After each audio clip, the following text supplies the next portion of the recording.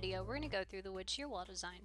To begin any of our TEDS calculations, simply click on the New button and navigate to the module you would like to run. Once you've located the module, you can easily just double-click on it or select the Calculate button in the lower right-hand corner to begin the calculation. Don't forget to check out the notes we've included for each module outlining the scope, which codes were used to create the calculation, and any assumptions and limitations that have been made or are present. Once you start the calculation, your output page will start in the background, and then you will be presented with a series of interfaces. Each one of these works like a book, top to bottom and left to right. You will also notice a parametric sketch on the top of the interface that will continue to update as you move through the calculation. First, we will start with the panel details. Here you can enter in the height of the wall and overall length. By clicking on the construction, we can assume we are using 2x6 studs spaced at 16 inches.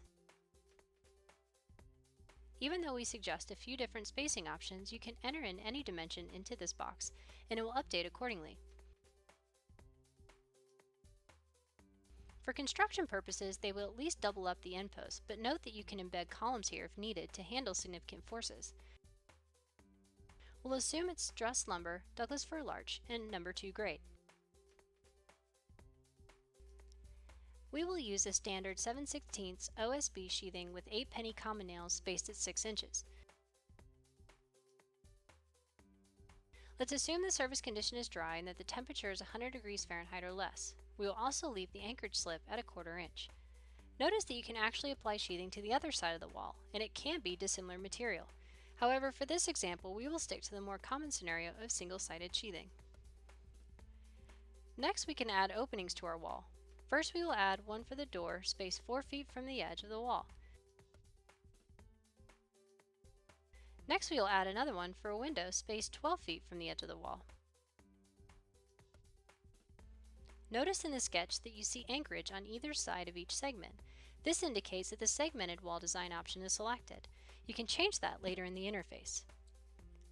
Now we need to add the loads to our wall. In this example, we're just going to add a dead load and roof live load acting along the top of the panel, along with a lateral wind and seismic load. The rest of the load options we will leave as defaults. To select which load combinations you would like to design to, simply select the desired code you would like to use. In the design options, you can select your material code, either the NDS 2005 or 2012, which design method you prefer, ASD or LRFD, or whether or not you would like to use the segmented or perforated methods. If I select the perforated method, you will notice a change in my anchorage once I get back to my main sketch. But before that, let's make sure our hole diameter and deflection ratio criteria are okay.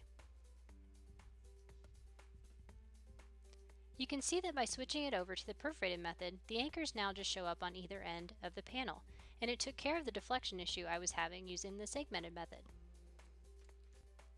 Lastly, you need to select your output options. Here you have the option to select a full output or a summary of this calculation. You can also select if you'd like a sketch to be included in your output or not. Once you select Finish, you will get a line-by-line output going through each of the calculations included in the design. Every variable will be defined, each equation will be written out, and every code reference will be provided.